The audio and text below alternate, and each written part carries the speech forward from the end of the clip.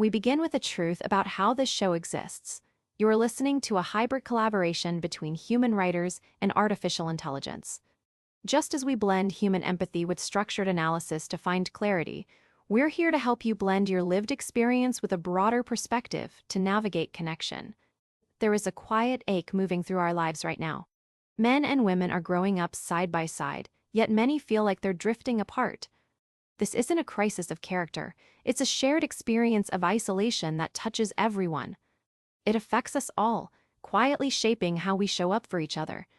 We're all feeling the strain of habits that pull us into separate corners, making it harder to reach across the gap and feel truly known. Here, we don't point fingers. Blame only deepens the divide. Instead, we hold space for the reality that both men and women are carrying wounds that keep them isolated. This isn't about fixing anyone, it's about understanding the human need for belonging that we all share. Our goal is to look gently at the patterns that erode connection and offer a compassionate direction toward healing. We want to help you identify where the hurt lives and explore how to rebuild trust and intimacy. Take a breath. You're welcome here. Whether you're a man feeling the pressure to hold it all together or a woman navigating the weight of unspoken expectations, both doors are open. Let's move forward with curiosity and kindness, ready to mend and rediscover the warmth of being seen. We stand in a curious paradox. On one hand, our hearts are wired for closeness. We crave the steady hum of being known and held. On the other, the architecture of our daily lives seems to be pulling us into separate rooms. We drift into separate currents. We are neighbors in the same world, yet drifting apart. It isn't malice driving this distance. It's often a quiet accumulation of habits, fears, and structural pressures that we didn't realize were building walls. We scroll past each other's lives, mistaking visibility for intimacy, while the actual work of connection goes undone. For men, the script often demands stoicism, turning vulnerability into a liability. For women, the burden frequently falls on managing emotional labor, leaving little room for their own unmet needs. Neither side is at fault. Rather, we are caught in a feedback loop where hurt leads to withdrawal, and withdrawal deepens the hurt. When one person pulls back, the other often interprets silence as rejection, triggering a defensive response that widens the gap. The structural realities create an environment where connection feels harder to sustain. We are running on empty, trying to pour from cups that haven't been refilled. So, how do we rebuild what we didn't know we were burning? We begin by looking at the patterns, not the people. We ask ourselves, where did we stop listening? When did we start assuming the worst instead of asking for clarity? The path forward isn't about assigning blame or keeping score. It's about recognizing that our isolation is a shared wound. By naming the disconnect with honesty and grace, we create space to step back toward one another. It's about healing the habits that keep us apart, so we can rediscover the simple, profound relief of standing together again. We invite you to look gently.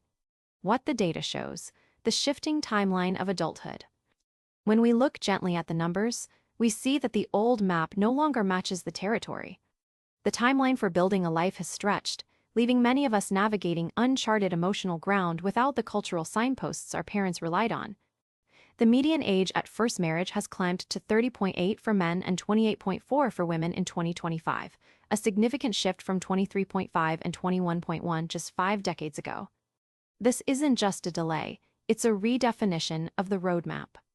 Fewer young adults are finding that traditional anchor early on, with only 29% of 25 to 29-year-olds married today, compared to half of that group in 1993. The shift runs deeper into adulthood as well. As of 2021, a quarter of 40-year-olds in the U.S. had never been married, up from just 6% in 1980. Parenthood follows a similar slow drift, with the average age of first-time mothers rising from 26.6 years and 27.5 years in 2023. The data describes a collective pause, not a personal failure. Both men and women are carrying the weight of this transition, often feeling adrift when the expected milestones haven't arrived. For men, the pressure to provide a traditional structure can feel heavier when that structure is harder to access, leading to a sense of being unmoored. For women, the expectation to balance ambition and family can feel more complex when the clock has changed, creating a unique tension between desire and timing. We are growing up side by side, yet the rhythm of our lives has shifted, leaving us wondering if we are falling behind. The truth is, the finish line has moved for everyone.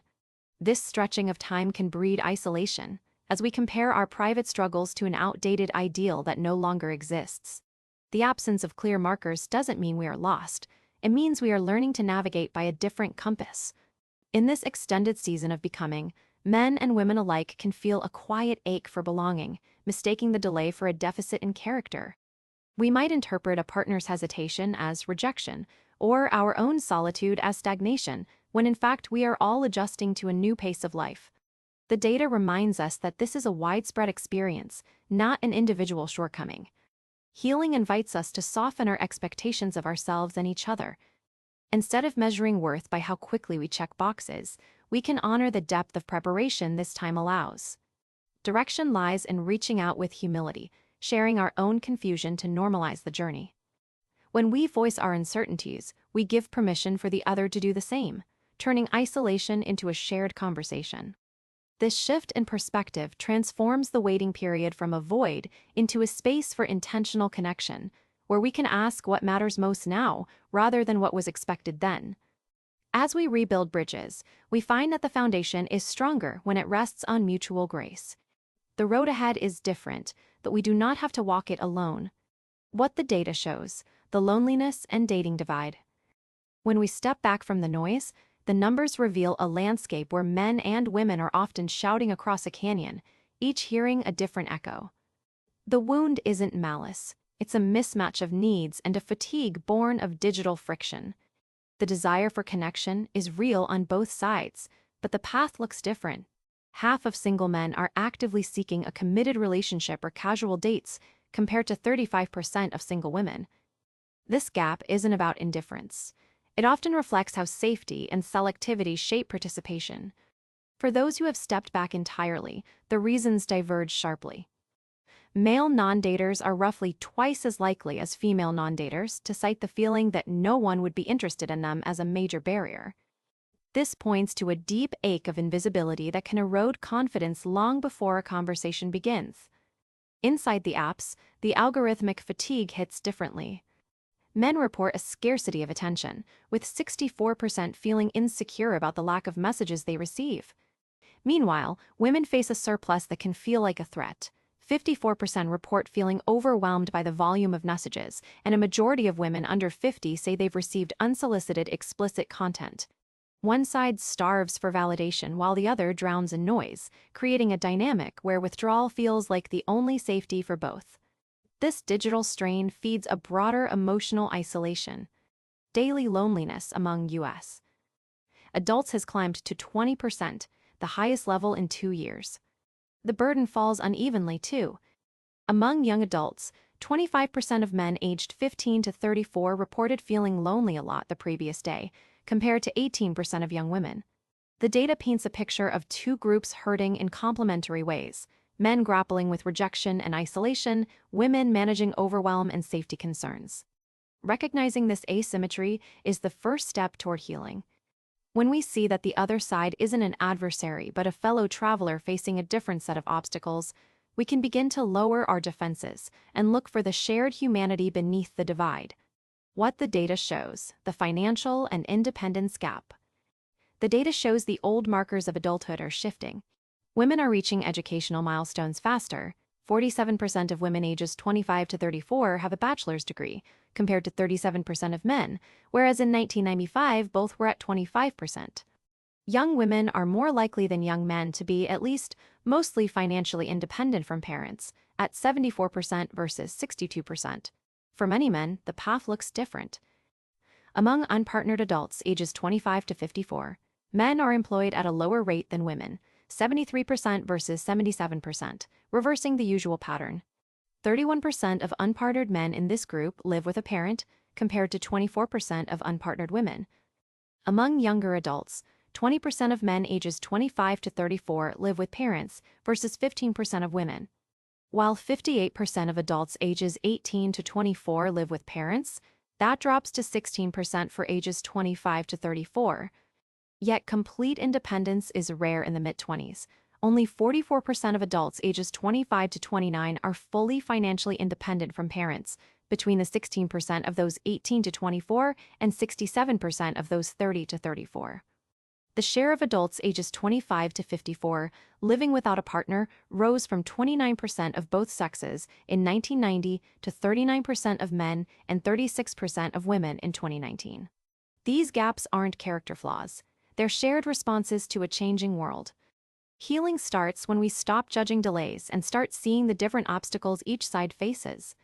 We can offer patience where independence is slow and recognition where burdens differ, making room for connection that honors where each person truly stands.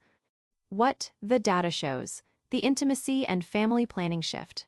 Stepping back from cultural debates, the numbers reveal a quieter story about how we're reimagining our futures. The retreat from closeness and shifting family timelines aren't failure. They're a generation recalibrating partnership. Among adults under 50 who say they are unlikely to ever have children, 15% cite not having a partner as the reason. That figure shows a deeper hesitation. Many wait for emotional safety that feels harder to find. At the same time, physical intimacy is pacing down. 18% of 18 to 34-year-olds were not having sex in 2018, compared to just 7% as recently as 2008, a rise the analysis attributes largely to young men. This isn't disinterest, but cautious pacing.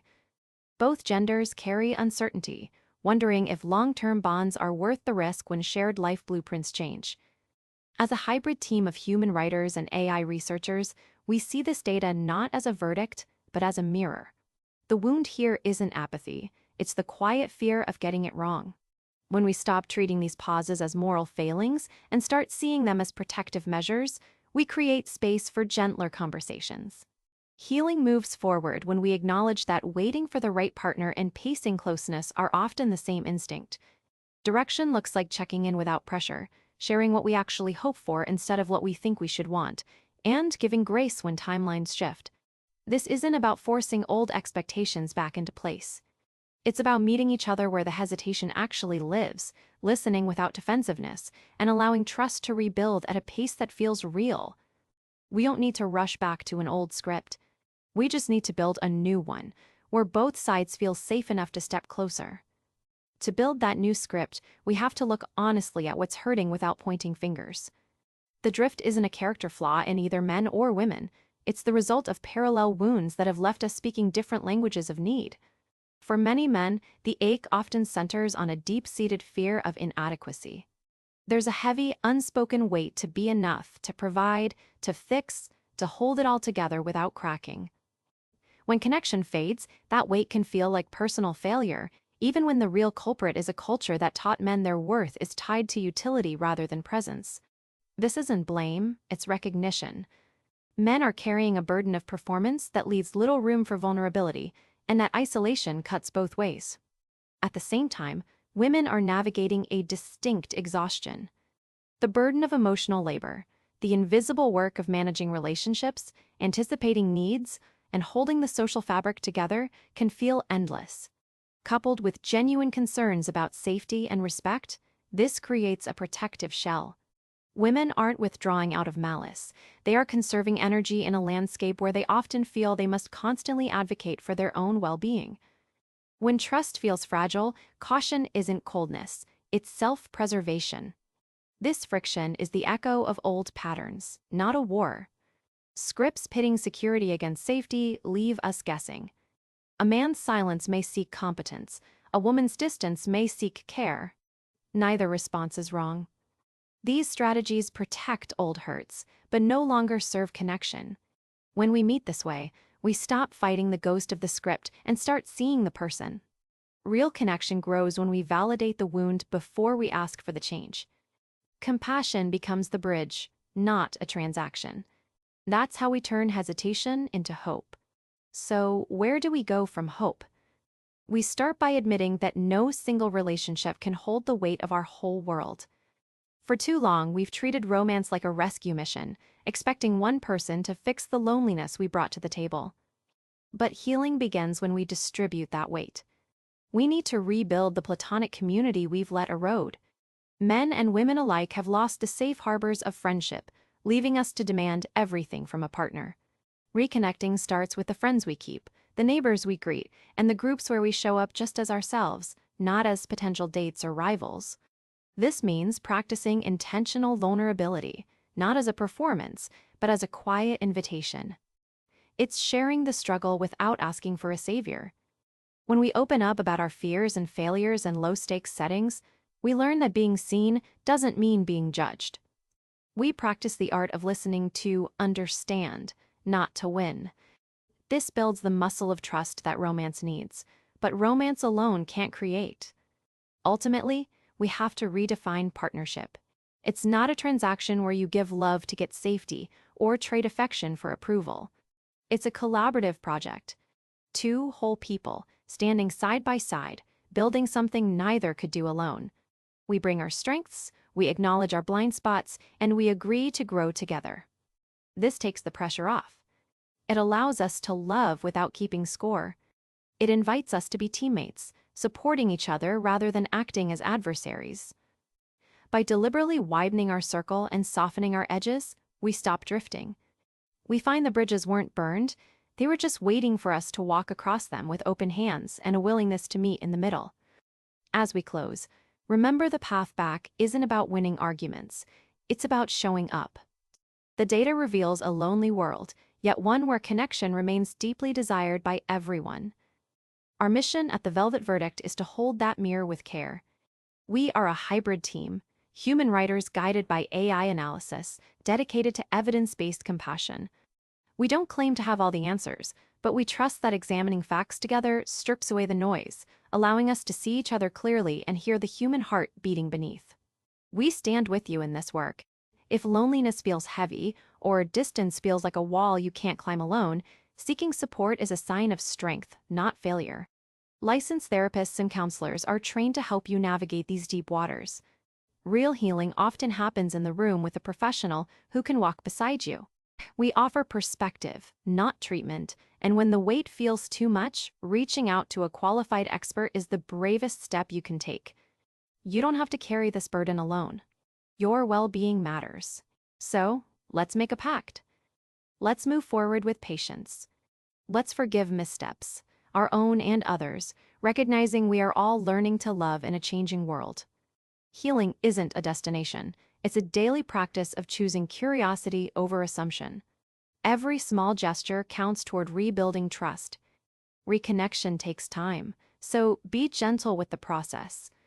Whether you're a man or a woman, you deserve to be heard and to connect. Start small. Reach out to that friend you've been meaning to call. Look your partner in the eye and ask how they're really doing. Together, we can turn the tide of isolation. The bridges are there.